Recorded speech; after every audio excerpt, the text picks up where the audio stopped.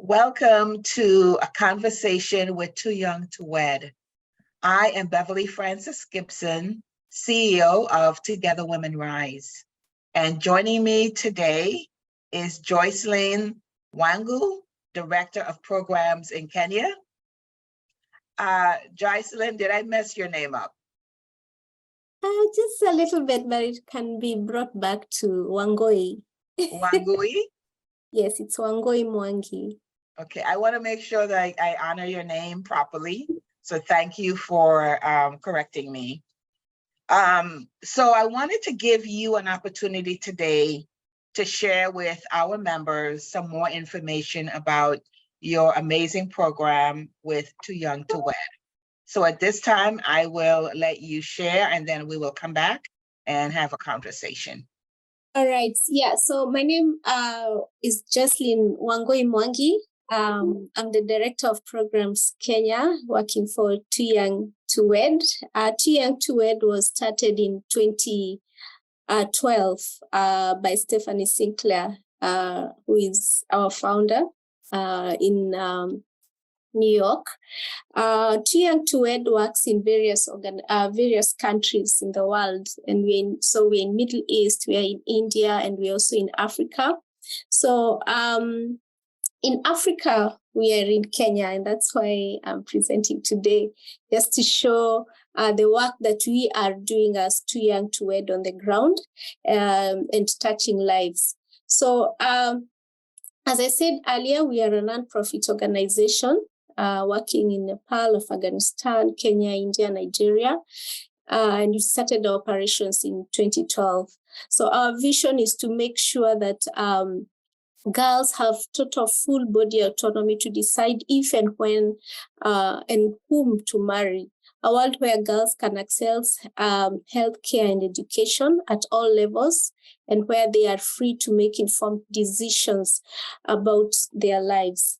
So Too Young to Wed in Kenya started operations in 2014, where they were engaging key decision makers like the government, the communities themselves, and other stakeholders who are working within like-minded spaces to protect girls and to offer education opportunities to all girls. And education has been key in our vision as Too Young to Wed. So the key components of Too Young to Wed is to stop child marriage, forced marriage, and child trafficking.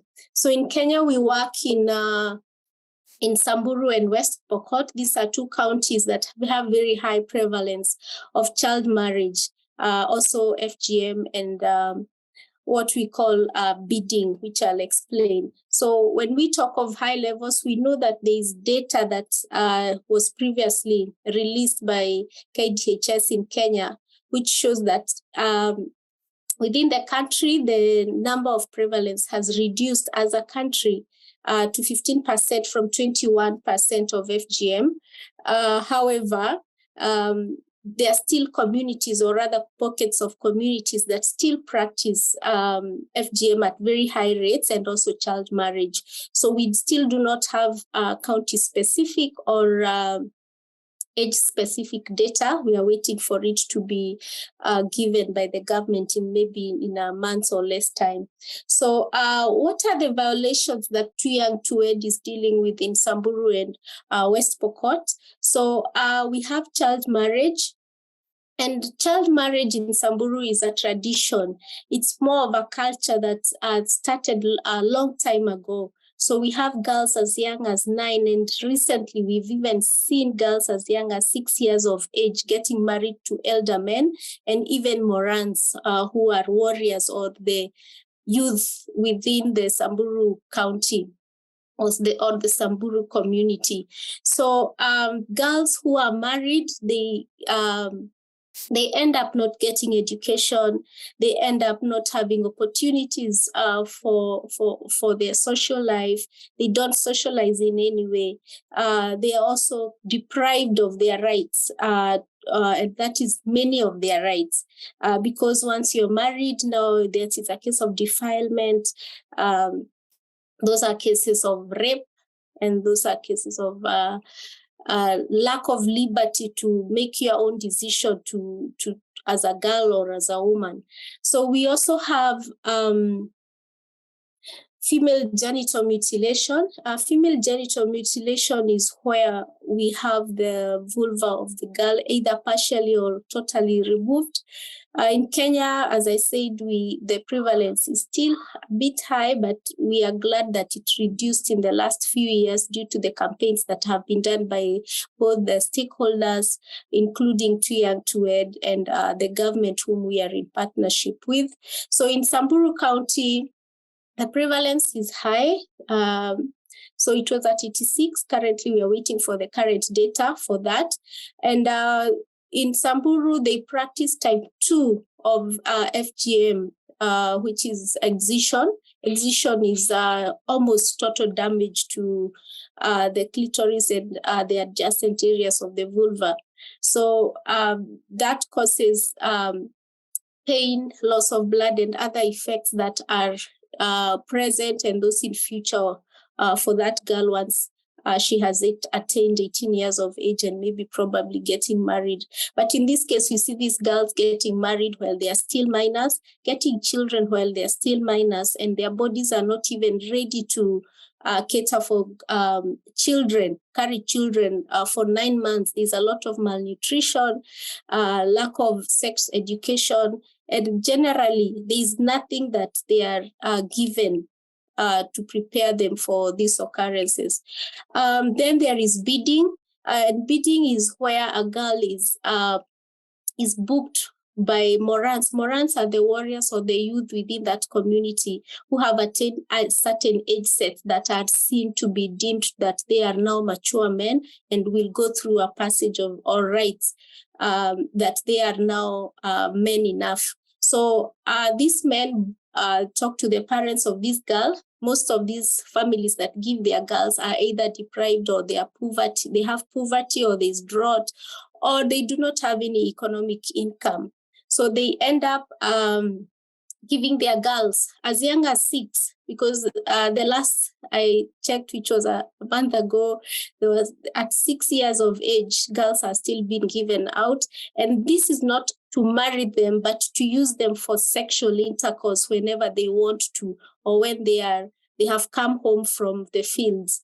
So these girls are as young as 6, and they face a lot of traumatic mental issues because of what they are undergoing. And secondly, they're not ready. They are not even told. They are just, the negotiation is done within their absentees. So they are just given a separate small hut where which they call a manyata, where these men will be coming in the evening and meeting these girls, and later they go on to their own ways. And if this girl ever becomes pregnant, the child is killed through traditional methods. Or they are adopted by any other family. So that is bidding. So what causes these violations? We have climate change, and we see that these areas like Samburu, we have had long strides of climate change, where we have drought over 3 years with no rain, and this causes a lot of lack of food, a lot of conflicts between communities surrounding them or neighboring communities. There is no food, malnutrition. We find the cattle that they move around with, because they are pastoralists.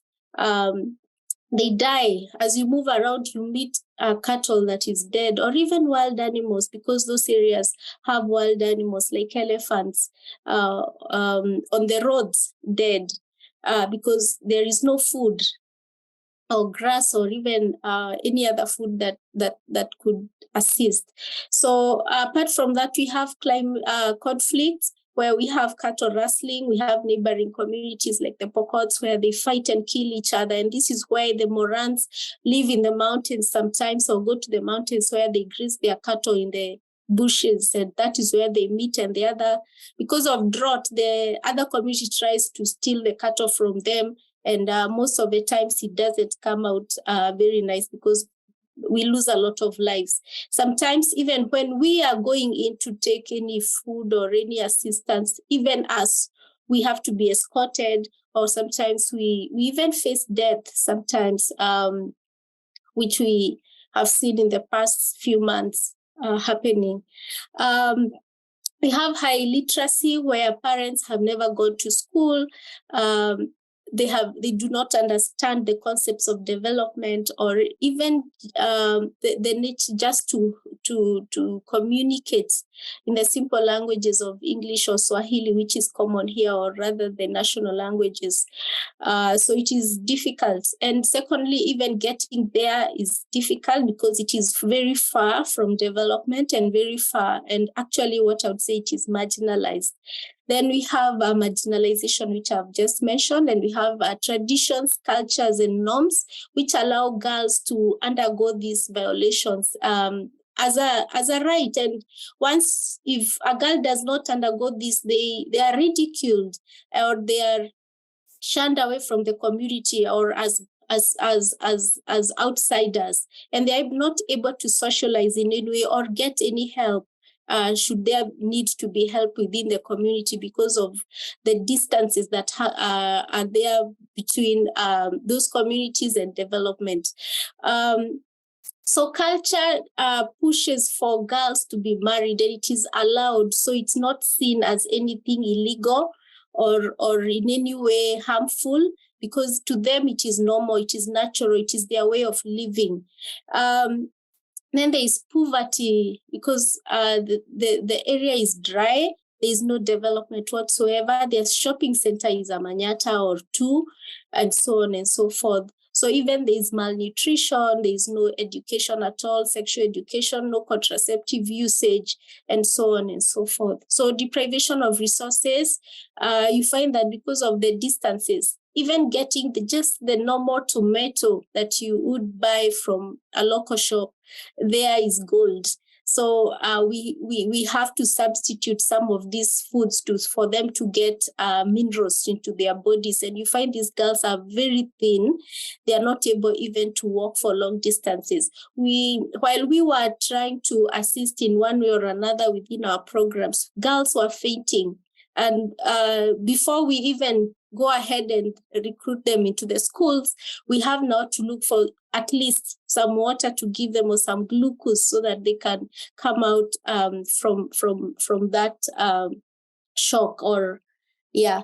Then so what is the Butterfly Project in Samburu? This is a project that tries to reduce the gender disparity among historically secluded girls in Samburu County. So the project offers community-based interventions in girls, that is protection, protective, social, educative, and health, and also economic assets.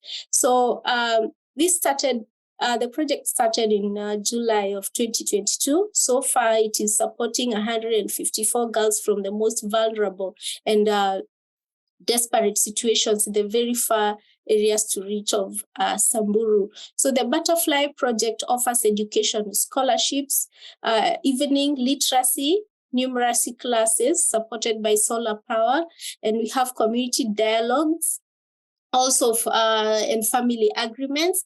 Then we have livestock and nutritional provisions and economic empowerment. So I'll just in a minute go through this. So we have education as one of our priorities, and actually our very most valued priority, where Too Young to Wed extends its education opportunities to the most vulnerable girls who have undergone or are at high risk of child marriage, those who have been made slaves, orphans, or those who are single, who have single parents, those who come from extreme poverty, or those who are physically challenged. Because of the nature of the area and the geographic tough area, the conflicts, we also have a lot of deaths which may sometimes go unaccounted for because of these conflicts. And there are no records for this. And some of these girls, we are also trying to look for birth certificates for them.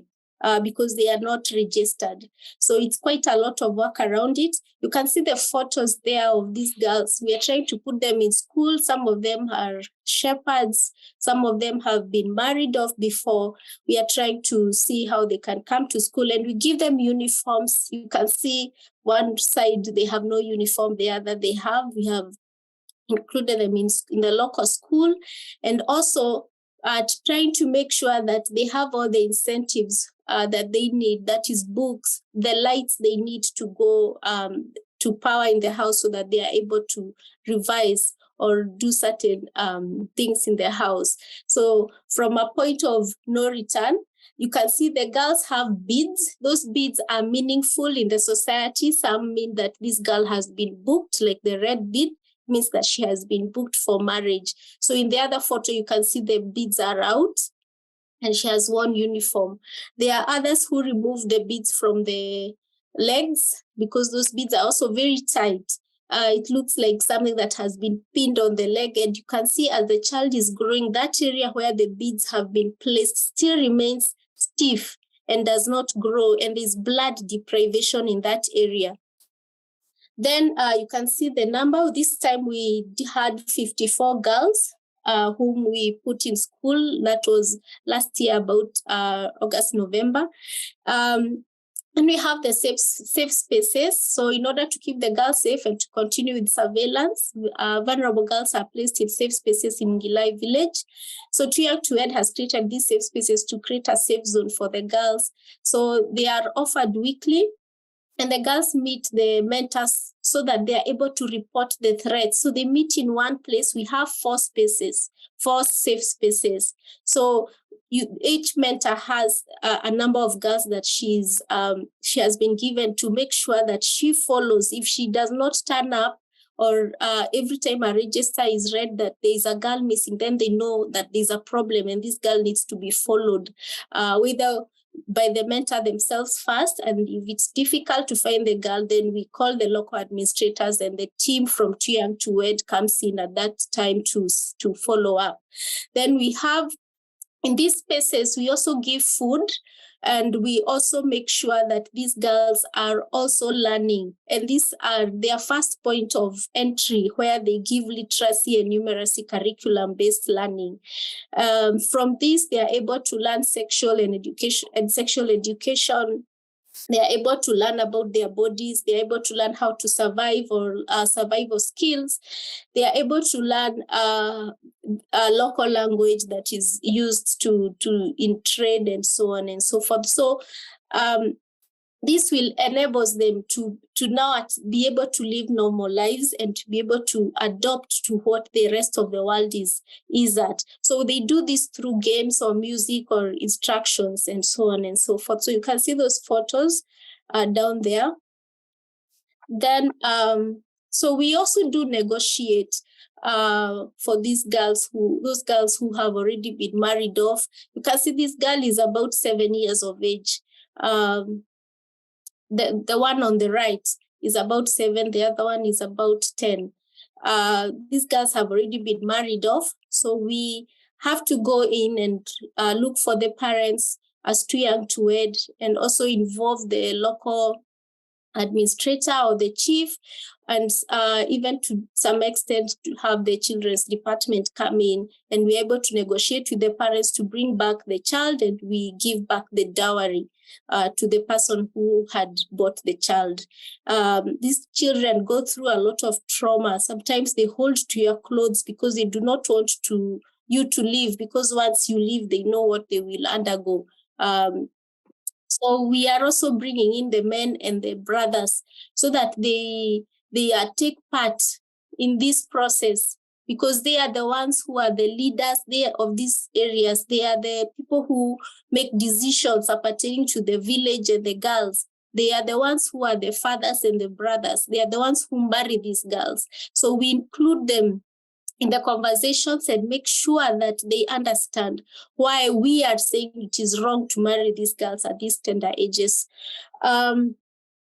Then we have community dialogues. As I said, we do negotiate.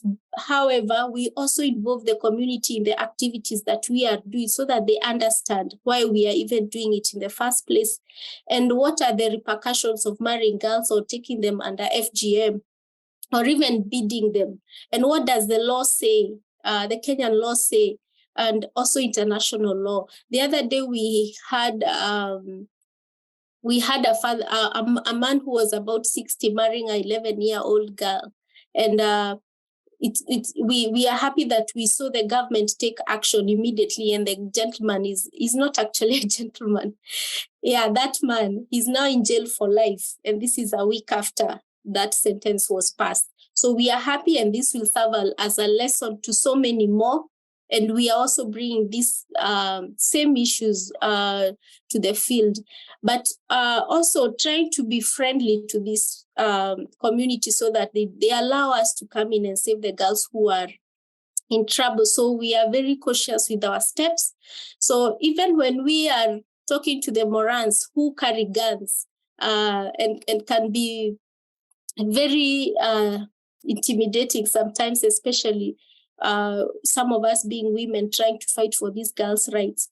So Too Young to Wed also does activities like father, brothers, sisters activity. So that program is or activity is meant to bring the fathers and the brothers closer to the girl child, because the girls are excluded from the family activities. They are seen as commodities for sale. Once there is calamity in the home or there is drought or something like that. So trying to bring the father close to the daughter, to love them, to show them love and affection, to show them that they are part of this family, and to bring a family picture into it. So in this context, we had them put the veils "I am protected" on their daughters' foreheads, which is the first time that a father has come close to a daughter in this village. And others may not have done it because they were looking around and seeing if this is really true happening, but it happened. Others did come out brave and did put those "I am protected," and the fathers wore the hats showing that they are the fathers and they are ready to protect these children. We did not leave the brothers away. We brought them because they are also the negotiators of dowry while these girls are being sold out, and also the uncles. So we had the dialogues with the elders also, who are the sole decision makers of in these areas. They say whether a girl can be cast or not if she undergoes FGM. So they removed the curses through some traditional activities that they did. They blessed the girls who came in numbers. We were happy. The turnout was so huge and it was so involving, and everyone felt that they had a say, and we gave them time to speak out what they feel, and they had their own solutions for that, so that we are not the solution givers, rather we just guide them to do the right thing, but they come out with a solution. So within that period where there is drought because of climate change, Ngilai has been deprived of food, and it is very far from the areas where they can find food. So we also delivered food to them. And part of this was to make sure that girls are not sold out in exchange of food, because that is normally what happens, that a girl is given out and goats or cows are given to that family. So to make sure that there's food in every household, we distributed food and made sure that those girls are safe. We talked to the parents that we gave food. We made sure that they did write commitments that they will not in any way engage their children in marriage or FGM. And we were also so scared because these girls were at home. It was during the December holidays, and is the most vulnerable time for marriage. So we had a register and a roster. Our mentors were on the ground, our Too Young to Wed mentors, as well as ourselves. We were in surveillance together with the government, making sure that every girl is reported wherever she is at whatever time within that period. And now they are back to school. It's just the first week since November. Okay. So the last is the economic empowerment and nutrition provisions. We make sure that these girls, despite the harsh situations, they still have that ownership. They have never had to own anything. They are shown by the community that they can't own anything. In fact, they are property within the homes themselves. So when we give them 3 chicken, they at least own something.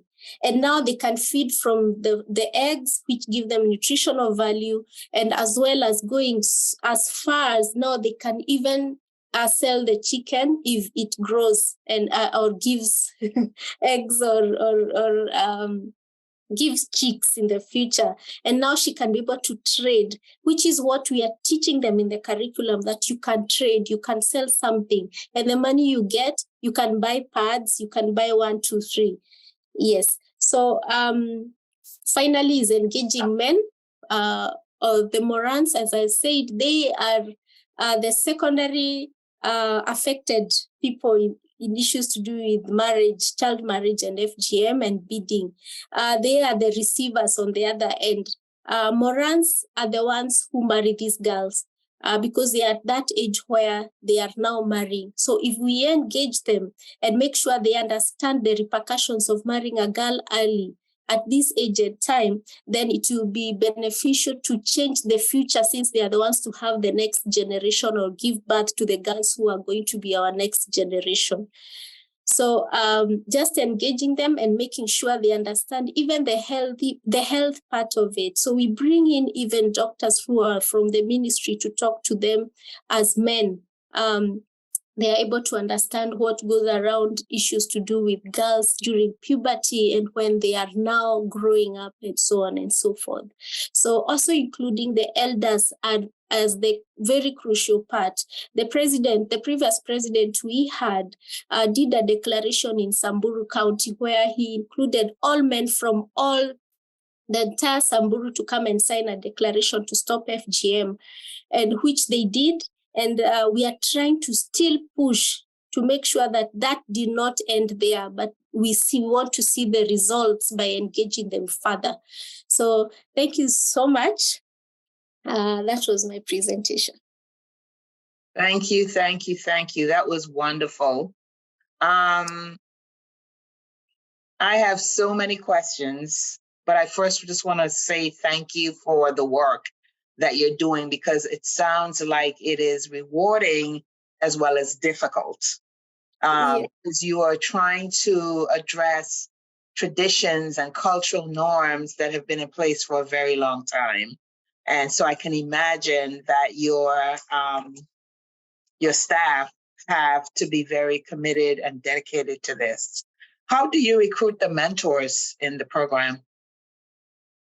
The mentors, we recruit them just like we recruit, any organization would recruit an employee. So we do have their background, and their background has to have specific essentials that number one, they have to come from that community. They have to understand the language that is spoken in that community. They have to have at least lived in that community to understand the in-depth cultural practices and norms that are practiced in that community. At least they should have at least had a Form 4 level of education, and if better, if they could have some college education. Wonderful. Wonderful. One of the questions that I had from the presentation was the return of the dowry. So if the family is in poverty, or is facing poverty, as you shared, how does returning the dowry keep the family from, looking at other ways to, send the girls into early marriage situations? Because if the dowry is returned, then they don't have the resources, the food, the goat. So when they return the dowry, we as Too Young to Wed make sure that we, first of all, look at the girl. We take her to school, give her everything that she needs to be in school, and we put her under a mentor, and also make sure that we report that case to the local administrator, or rather the government, and also the children's department, because this is also an issue of the law. And the law says that is defilement in the first place. And secondly, that is depriving of this girl of her education and the right to play as a child. So when the law comes in, together with the initiatives that we are having, making sure that these girls are put in school and giving them all the essentials, and also putting them in safe spaces so that they also get the food they need, the nutrition they need, and also be among other girls as a group, so that she's also kind of has a protective shield around her. For the parents, we try to see how they could involve themselves with some kind of economic activity that they could actually start. Okay. And dowry within these communities is not just given to the parents. It is given to the uncles, it is given to the brothers. So it is a collective thing. So it's not that it comes from one person, but it involves quite a number of family members. Okay, okay. I was happy to see that you're also focused on the fathers, the brothers, the uncles, as you mentioned, and that they were a big part of your community dialogue, celebrating the girls, letting them know that they're loved and protected, I think is a major, major accomplishment, because I saw that in the video, there were a large number of uncles, men, and fathers participating. So that must feel good for your organization to be able to get them. How do you get the men to understand what you're trying to accomplish? Well, for dialogues with the fathers and the brothers and the uncles, it's not a one-day thing. It's something that is continuous and progressive. Good. So right from the declaration of the president, there were massive campaigns to make sure that the elders within the villages are involved. Also trying to read through those declarations, each one of them to what they signed for, and trying to make sure they understand the context that it holds. Further, we also do have those home visits. Okay. Yeah, we meet them with the family and have talks with them. Further, the activity itself brings the community at a place where now the men, of course, they do not sit together with the Morans or the girls. Yes. So once they sit down, we as the Too Young to Wed, together with the government and the children's department, come in, and even with the police, because of issues to do with conflict, and discuss these issues in length.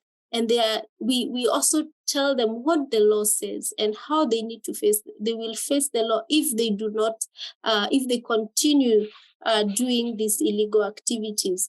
But our first complementary is to make sure that they understand why it is wrong to marry girls at very tender ages, and also the rights of these girls, and also the success stories that we have heard of girls who are from these villages, and if not immediate villages, neighboring villages, or leaders who have been in parliament or any other fields where they have, even in STEM, where they have done so well, and they are from these communities, and they have come back to serve the same communities. So just showing them the value of the girl, that she can be of very big value, and she can come back to the community, be the doctor treating everyone, be the teacher teaching their kids, be the engineer building the roads, and so on and so forth. So this is a continuous process until we get